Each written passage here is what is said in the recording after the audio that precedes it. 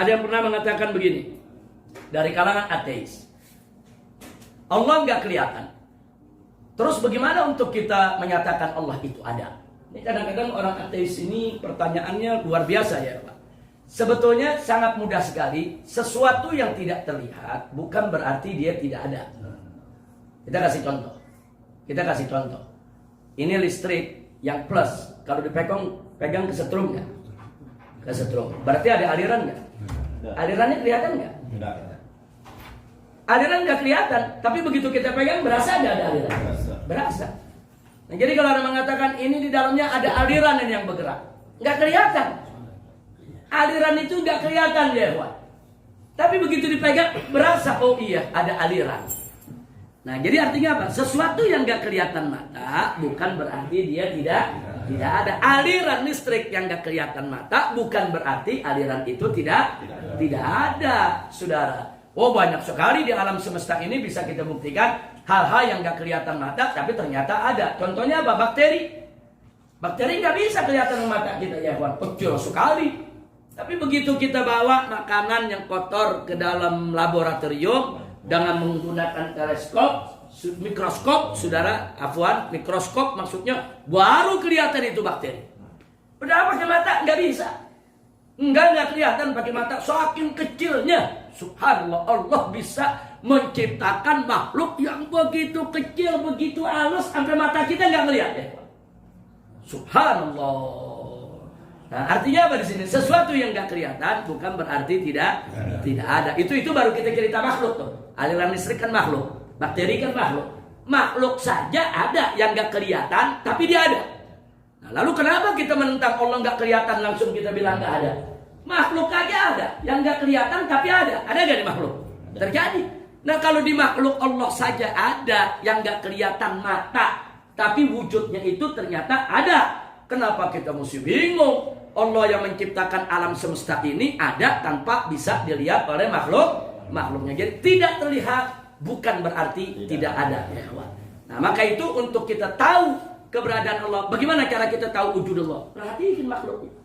Nah, apa iya nih keadaan ini semua terjadi dengan sendirinya. Nah, Anda jadi teringat dialognya Imam Abu Hanifah.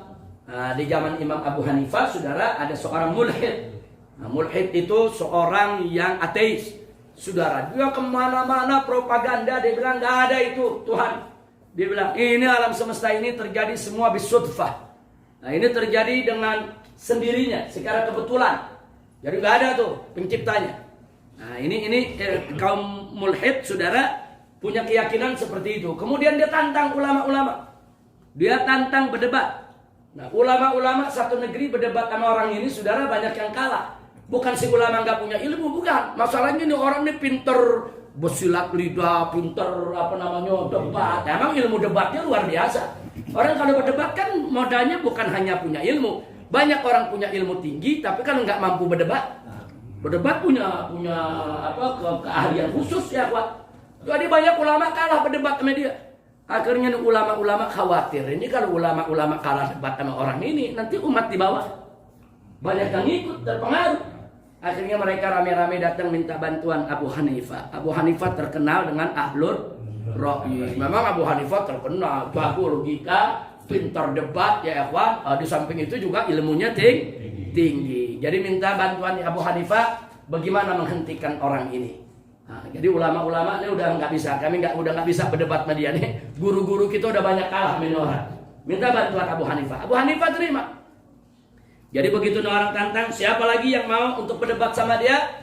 Abu Hanifah setuju berdebat sama dia. Tapi Abu Hanifah kasih syarat, ditetepin tempatnya, ditetepin waktunya, dan harus disaksikan oleh masyarakat satu kota. Ya, Abu Hanifah minta undang itu semua. Setuju, ya Pak. Ulama-ulama kumpul, masyarakat dikumpulin, saudara, dibikinin panggung untuk mereka berdebat, ya Pak. Nah, kemudian ditetapkan waktu ba'da duha. Ya kalau kayak kita zaman sekarang jam 9, saudara, ditetapkan. Saudara, orang ini datangnya dari pagi. Orang ini yakin dia bisa mengalahkan Abu Hanifah. Ini orang percaya diri ya, Pak.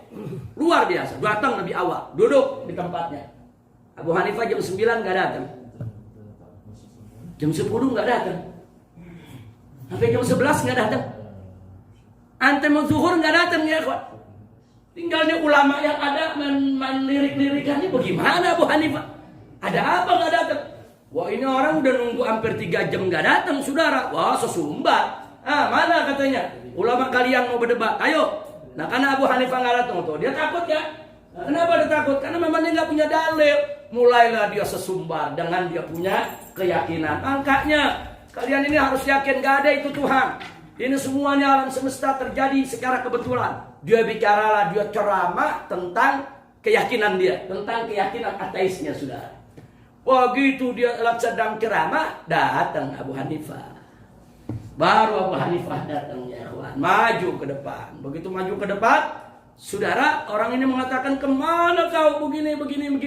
Abu Hanifah minta maaf ya, saya minta maaf. Nggak bisa. Pokoknya debat nggak ada kalau kau belum sebutkan kenapa kau terlambat. Mesti ada sebab. Kalau sebabnya nggak bisa diterima nggak ada, kau sudah kalah. Abu Hanifah bilang baik, aku mau sampaikan sebabnya. Apa sebabnya? Abu Hanifah kasih tahu semua yang hadir. Begini, aku ini tinggal di seberang sungai di luar kota. Tadi waktu aku jalan, begitu jalan ini. Untuk menuju tempat ini jalan kaki ke sungai kan mesti nyebrang. Tapi begitu sampai dekat sungai katanya perahu nggak ada. Saya mau nyebrang bagaimana? Perahu nggak ada. Ini sungai cukup panjang. Tapi tiba-tiba di samping saya ada pohon besar terbelah sendiri. Setelah terbelah sendiri, tiba-tiba dia jadi perahu sendiri. Nah, begitu jadi perahu sendiri, kata Abu Hanifah, ya saya jadi dapat perahu. Nah, kemudian saya nyebrang, begitu. Nah, sampai di situ, dia orang ketawa. Melihatin Abu Hanifah punya cerita. Sudah. Nah, jadi kata Abu Hanifah, pokok cerita Abu Hanifah ini panjang. Sampai di seberang, saya mau jalan kemari masih jauh. Begitu masih jauh, tiba-tiba ada keledai datang. Saya naik, saya kejar kemari, tiba-tiba di tengah jalan mati. Nah tiba-tiba begitu saya mau jalan lagi, kemana nih? Di padang pasir nggak ada kendaraan.